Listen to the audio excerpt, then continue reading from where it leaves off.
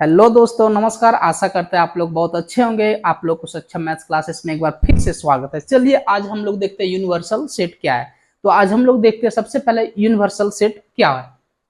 देखिए हम लोग यहाँ पे तीन सेट लिए हुए हैं, सेट ए, सेट बी और सेट सी। तो यहाँ पे तीनों को हम लोग देखेंगे कि एक ऐसा यूनिवर्सल सेट, आप ऐसे समझिए कि एक ऐसा सेट जिसमें यहाँ पे कि एक ऐसा सेट जिसमें ए बी और सी तीनों सेट हो, है ना। एक ऐसा सेट जिसमें ए बी और सी तीनों सेट हो, उसी को हम लोग क्या कहते हैं, यूनिवर्सल सेट कहते हैं। एग्जाम देखिए यहाँ पे ये तीनों का यूनिवर्सल सेट क्या होता है। यहाँ पे हम लोग एक एग्जाम्पल राइट कर रहे हैं, 1 2 3 4 5 6 7 8 9 10। अब देखते हैं कि ये सेट ए जो है वो इसमें है या नहीं है। तो इसका एलिमेंट है 1 2 3, तो देखिए यहाँ पे है दिया हुआ है। अब सेट बी का देखते हैं 2 3 4 5, तो देखिए 2 3 4 5 ये भी दिया हुआ है। और सी में है 6 7, तो यहाँ पे हम लोग देखते हैं 6 7। तो यहाँ पे ये तीनों सेट जो है वो एक अलग ही सेट में दिया हुआ है। तो हम लोग यहाँ पे कहेंगे कि U जो है, ये U एक यूनिवर्सल सेट है। और एक दूसरे तरीका से हम लोग कह सकते हैं कि ये तीनों का सुपर सेट जो होता है वही यूनिवर्सल सेट होगा। ठीक है, ये तीनों का सुपर सेट जो होता है वही यूनिवर्सल सेट होता है। देखिए जैसे ए सबसेट यू हम लोग पढ़े हुए हैं, ये जो होता है सुपर सेट होता है। क्या होता है? Super set.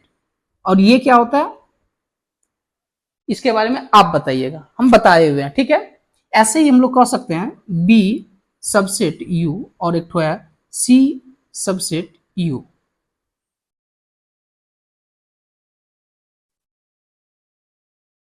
सुपर सेट, ये क्या कहलाएगा? Super set.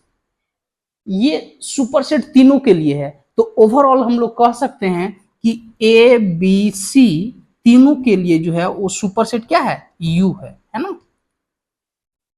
तीनों के लिए क्या है? यू है। तो आशा करते हैं आप समझ गए होंगे कि यूनिवर्सल सेट क्या है। सो अगर एक सेट ए बी और सी इस टाइप से तीन या तीन से अधिक कितना भी हो सके, या दो या एक कोई भी सेट ले लेते हैं, और उस वो सेट का टोटल एलिमेंट एक दूसरे वाले सेट में हो, तो हम लोग इसको कह सकते हैं यूनिवर्सल सेट।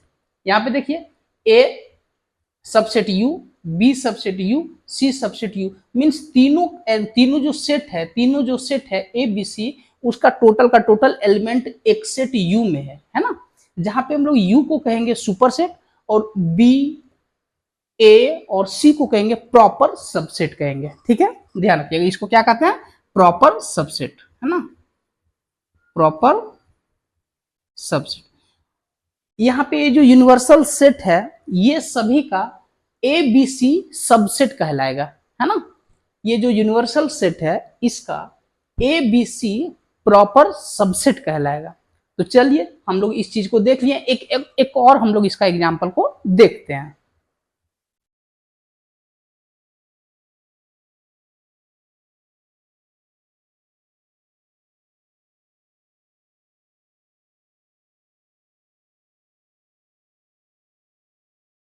अब देखिए यहाँ पे हम लोग एक दूसरा एग्जाम्पल लिए हुए हैं जिसमें ये जो वॉवेल्स है वो राइट किए हुए हैं, और यहाँ पे एक सेट सी है जिसमें ये B C D F G right किए हुए हैं।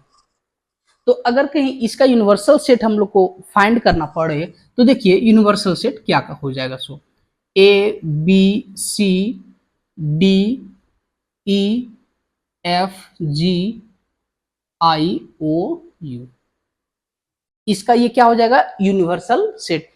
अब देखिए इसका मीन्स दूसरे शब्दों में हम लोग कह सकते हैं, दूसरे तरीका से कह सकते हैं कि भी का सारा एलिमेंट यू में होगा, है ना।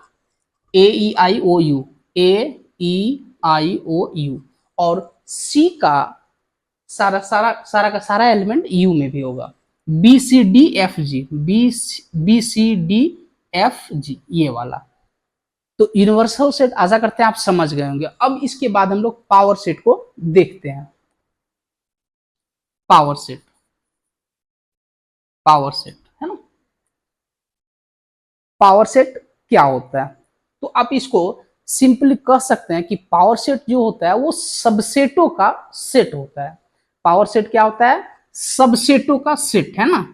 Sets, a set of a of subset of subset of a set, कोई भी ए हम लोग लिख सकते हैं ना कि a set of subset, a set of a subset of a set A, means एक सेट ए के सबसेटों का सेट जो होता है ना, कोई भी एक सेट है, सेट ए के सबसेटों का एक सेट होता है, क्या? Power set. ठीक है, फिर से देख लीजिए, एक सेट ए का सबसेटों का सेट होता है क्या? Power set. जैसे एग्जांपल मान लेते हैं 1 2 3, एक सेट ए है, इसका एलिमेंट है 1 2 और 3। आगे देखिए, अब इसका अगर कि हम लोग सेट राइट करना पड़े, सॉरी सबसेट राइट करना पड़े, तो क्या क्या होगा? 5 सबसे पहला सेट होता है, हम लोग पढ़े हैं कि 5 is set of every set, है ना। 5 is a subset of every set. तो ये हो गया 5, एक हो गया 1, एक हो गया 2, एक हो गया 3, एक हो गया 1 2 1 3 2 3, और एक हो जाएगा कितना, यहीं पर राइट करते हैं 1 2।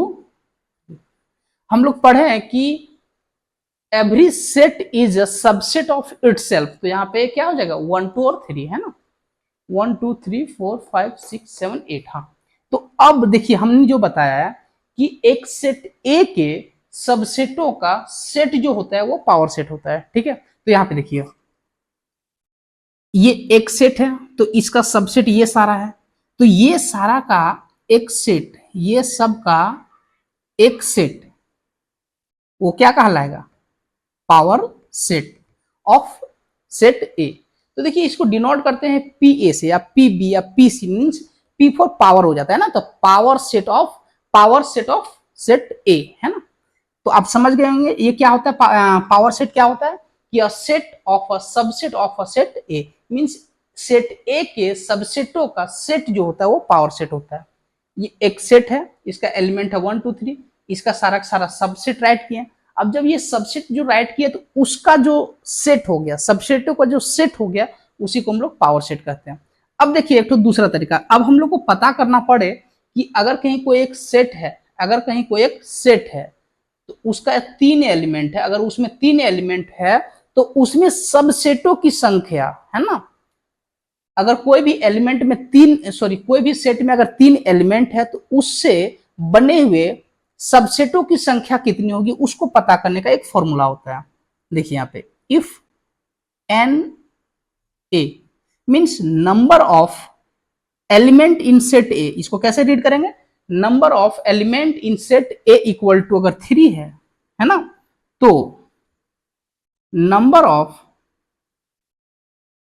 सबसेट, है ना, क्या चीज पढ़ेंगे इसको? Number of subset of a power set A, है ना, number of subset of a power set A equal to, इसको हम लोग करेंगे 2 का पावर 3। ये जो 3 है ना वो यहाँ पे राइट कर दिया। ठीक है, तो ये कितना हो जाएगा? 8 हो जाएगा। तो देखिए यहाँ पे 8 वो होगा, ये वाला 1 2 3 4 5 6 7 8। तो समझ गए ये कैसे निकालते हैं, कितने सबसेट होंगे वो पता चल गया। तो इसका एक फॉर्मूला होता है, यहाँ पे फॉर्मूला जो है वो राइट कर दे रहे हैं कि if n A equal to M है तो number of subset of a power set A equal to 2 का पावर एम। ये वाला एक फॉर्मूला है, ये ध्यान रखिएगा, है ना। तो आप समझ गए होंगे कि पावर सेट क्या होता है और यूनिवर्सल सेट क्या होता है, सो है ना। अब चलिए हम लोग इसके आगे देखते हैं। अब हम लोग देखते हैं ऑपरेशंस ऑन सेट। अब हम लोग सेट का ऑपरेशन करेंगे, है ना। तो चलिए हम लोग 3 4 तरीका से सेट का ऑपरेशन करेंगे। तो सबसे पहले हम लोग ऑपरेशन का जो तरीका हम लोग लिए हैं वो क्या लिए हैं? यूनियन ऑफ सेट्स, है ना। कि यूनियन ऑफ सेट्स क्या होता है, वो कैसे होता है। तो सबसे पहले देखिए कि यूनियन ऑफ सेट्स कहते हैं किसको है। बोला कि the union of two sets A and B, दो सेट का यूनियन क्या होता है? Is the set of all those element which are either in A or in B or in both A and B।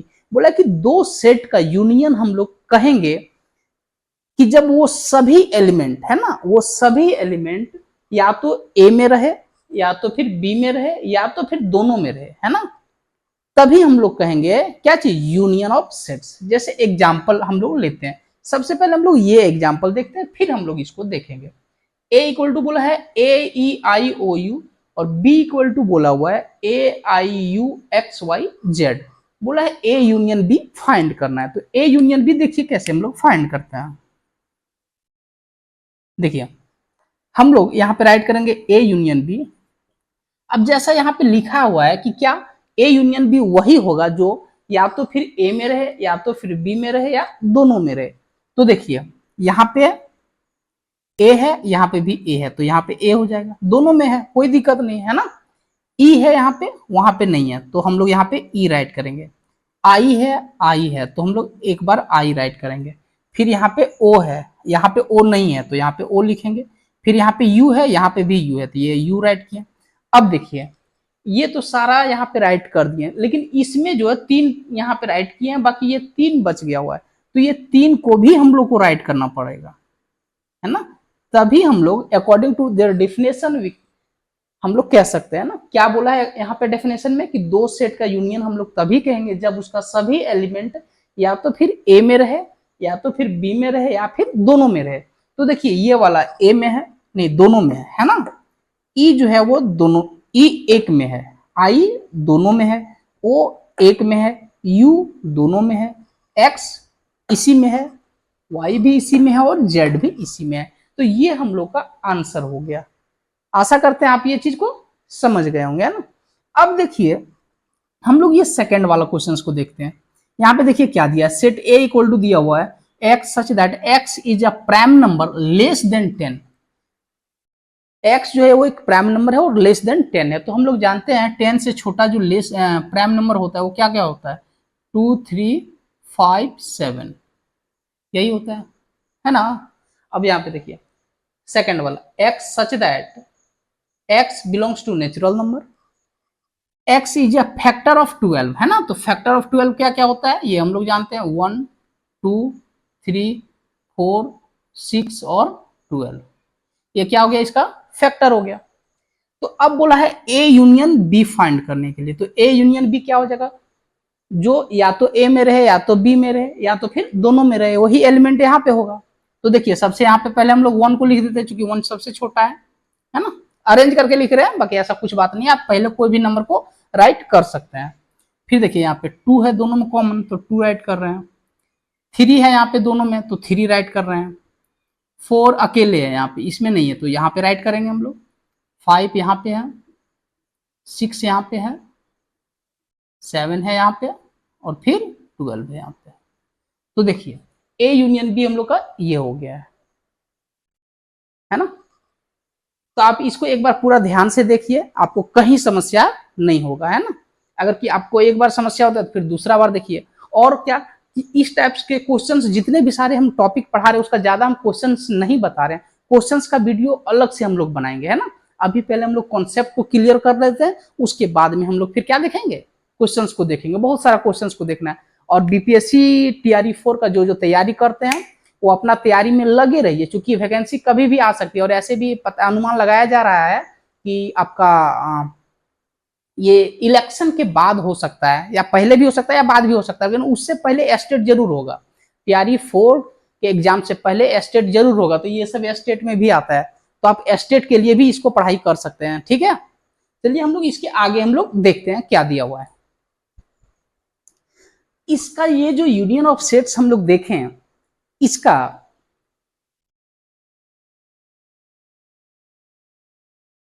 Venn diagram कैसा होता है उस चीज को हम लोग देखते हैं थोड़ा सा। देखिए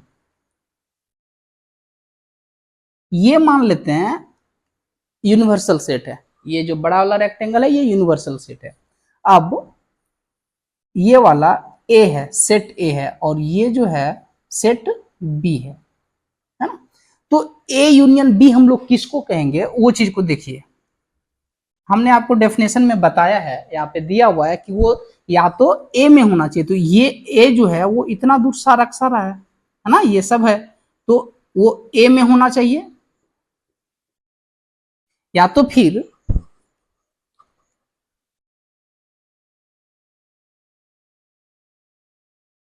ए में होना चाहिए, या तो फिर वो किस में होना चाहिए, या तो फिर वो बी में होना चाहिए, है ना। ये पूरा बी है,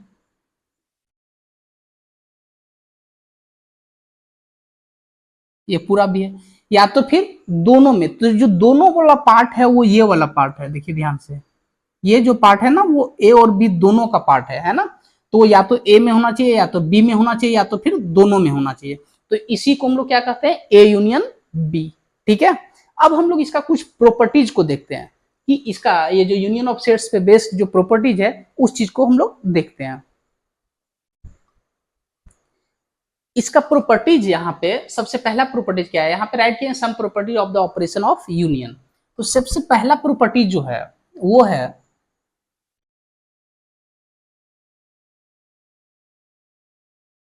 A union B equal to B union A. ये जो प्रॉपर्टीज है इसको हम लोग कॉम्यूटेटिव लॉ बोलते हैं, commutative law, commutative law. Second है इसका A union B union C, या तो फिर इसको ऐसे भी राइट कर सकते हैं A union B union C. इसको हम लोग कहते हैं एसोसिएटिव लॉ, एसोसिएटिव लॉ, है ना। अब हम लोग थर्ड वाला देखते हैं, थर्ड में क्या है। थर्ड में हम लोग कह सकते हैं A union phi equal to क्या हो जाएगा, ए हो जाएगा। इसमें इसको हम लोग कहते हैं लॉ ऑफ आइडेंटिटी, है ना, law of identity element, law of identity element. और ध्यान देना है यहाँ पे जो आइडेंटिटी एलिमेंट है वो क्या है, फाई है। Phi is identity element, phi is identity element कहिए या आइडेंटिटी कहिए, या राइट कर लीजिए, है ना। नेक्स्ट है अगर ए यूनियन ए है तो ये भी क्या हो जाता है, ए होता है। और इसको क्या कहते हैं, ये सबसे इंपॉर्टेंट है ना, ये आपका एग्जाम में इस टाइप का ये सब ऑप्शन देकर के पूछ सकता है कि किस लॉ को क्या कहते हैं, है ना। तो ये इंपॉर्टेंट है, इसको हम लोग कहते हैं Adam potent law, Adam potent law. Next है यू यूनियन ए, क्या हो जाएगा ये, यू, है ना। तो इसको हम लोग कहते हैं लॉ ऑफ यू, है ना, लॉ ऑफ यूनिवर्सल सेट, या तो फिर कह सकते हैं ना लॉ ऑफ यू या लॉ ऑफ यूनिवर्सल सेट। तो ये सभी जो ऑपरेशंस हम लोग देखे, ये सभी प्रॉपर्टी जो देखे वो किसका है, यूनियन का है ना। तो ये आप याद करना होगा, ये आपको समझ करके रखना होगा, ताकि एग्जाम में ये ऑप्शन के टाइप पे आता है और ये जरूर आता है। ये देखिए ये जो है ये पिछला बार ऐसा कुछ क्वेश्चन इस पे बेस्ड आया हुआ था, है ना। और ऐसे क्वेश्चंस आते ही आते हैं, तो ये आपके लिए बहुत इंपॉर्टेंट है ना। चलिए अब इसके बाद हम लोग देखते हैं दूसरा इंटरसेक्शन वाला, है ना। यूनियन ऑफ सेट्स देखे, फिर हम लोग इंटरसेक्शन ऑफ सेट्स को देखते हैं।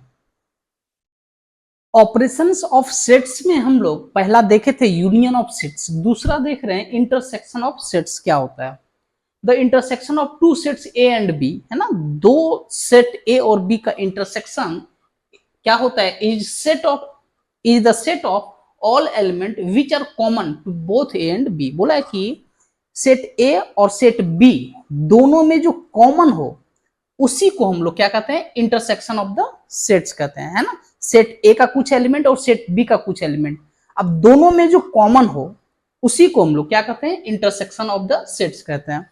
यहाँ पे बोला है ए इंटरसेक्शन बी, इसको इसी से डिनोट करते हैं ना हम लोग, इसी से इसको क्या करते हैं, डिनोट करते हैं, इसी से हम लोग इसको क्या करते हैं, डिनोट करते हैं।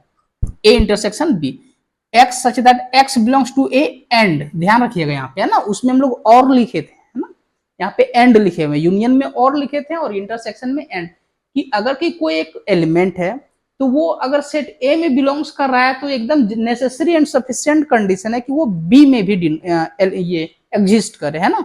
अगर ए में है तो वो बी में भी होना चाहिए। या तो इसी को दूसरे शब्दों में बोला गया कि अगर x कोई एलिमेंट है जो a इंटरसेक्शन b सेट में है, a इंटरसेक्शन b क्या है, एक सेट है ना, ये किन दो सेट से मिलकर के बना है, जो सेट a और b का कॉमन एलिमेंट है उससे मिलकर के बना हुआ है।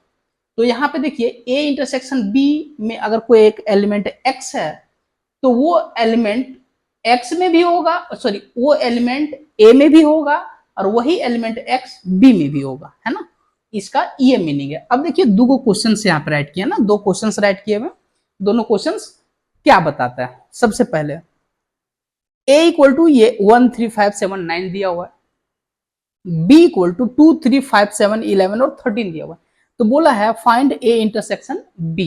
तो a इंटरसेक्शन b हम लोग इसको निकालते हैं, क्या होता है उस चीज को हम लोग देखते हैं, है ना। a इंटरसेक्शन b, दोनों में जो कॉमन होगा वही राइट करेंगे हम लोग, दोनों में जो कॉमन होगा 135, तो देखिए यहाँ पे एक 3 है कॉमन, तो यहाँ पे 3 हो गया, दूसरा 5 है कॉमन, तीसरा 7 है कॉमन और कुछ नहीं है। तो देखिए दोनों में जो कॉमन है ना वही एलिमेंट को हम लोग यहाँ पे राइट किए हुए हैं। तो ये हो गया क्या, a इंटरसेक्शन b। अब ये वाला क्वेश्चन को हम लोग देखते हैं। एक सेट a है जिसमें बोला कि x belongs to natural number और x is a factor of 12, और साथ ही साथ b एक सेट है जिसका x एक एलिमेंट है जो नेचुरल नंबर है और x जो बोल रहा है वो फैक्टर किसका है, 18 का है। तो इसका ये हो जाएगा क्या, क्या हो जाएगा, फैक्टर ऑफ 11, 1 2 3 4 6 12, और यहां से जो हो जाएगा इसका फैक्टर ऑफ 18 जो हो जाएगा वो क्या क्या हो जाएगा, 1 2 3 6 9 और 18, ये हो गया। अब ये दोनों का इंटरसेक्शन हम लोग को निकालना है, हो गया है ना। एक सेट है a इंटरसेक्शन b, एक सेट है जो कॉमन होता है, सेट a और सेट b का कॉमन एलिमेंट का एक सेट है। तो इसमें देखिए एक 1 हो जाएगा, है ना, क्योंकि 1 सभी का होता है ना, सभी नंबर्स का क्या होता है, सभी नंबर्स का एक फैक्टर होता है। 2 यहाँ पे भी है, 2 यहाँ पे भी है,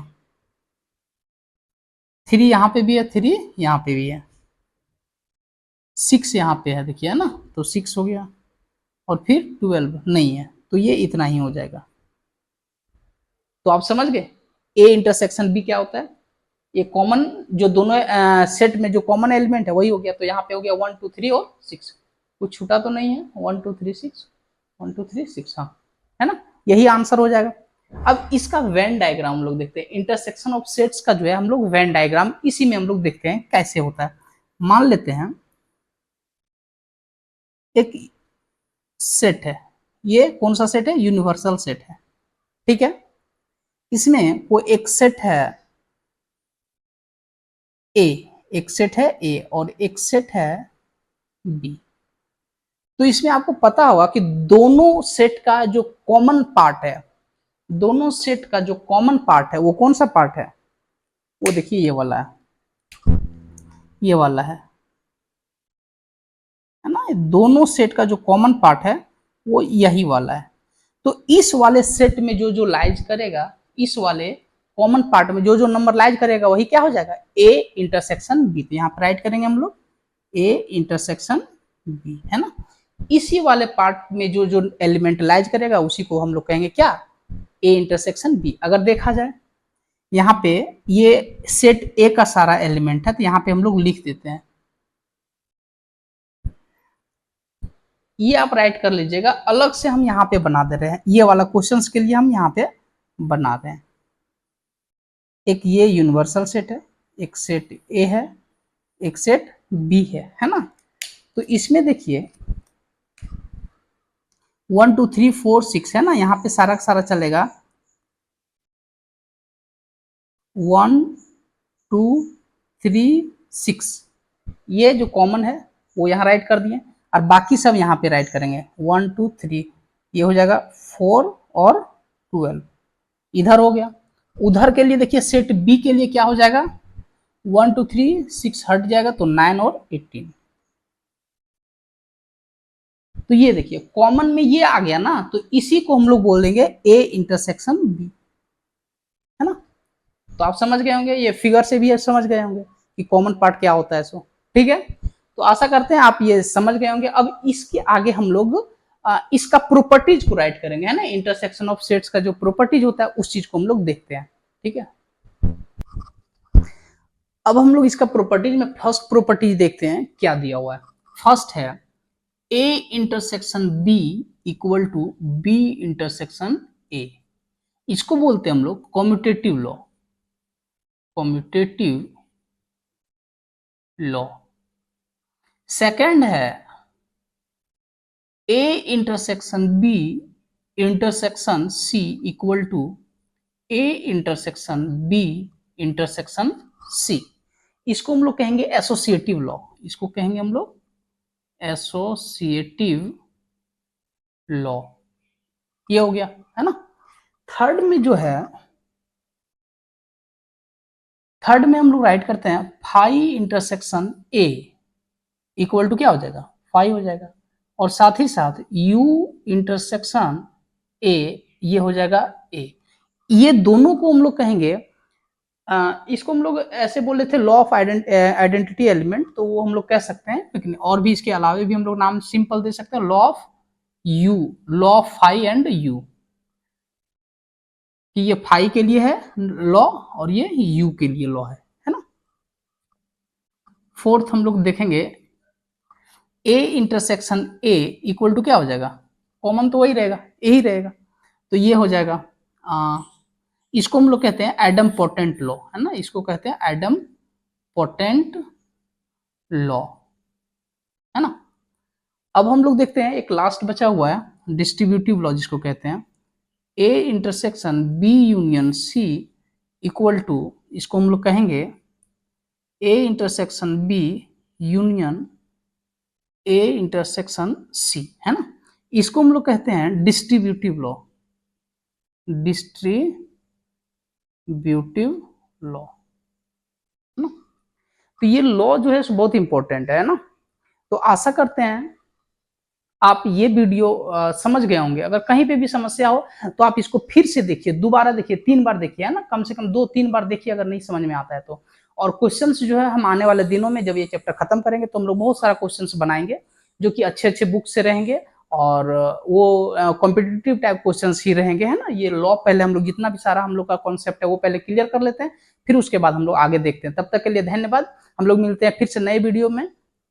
तब तक के लिए धन्यवाद। आपको अगर ये वीडियो अच्छा लगा हो तो आप लाइक करें, शेयर करें और अपना सब्सक्राइब करना ना भूलें। धन्यवाद।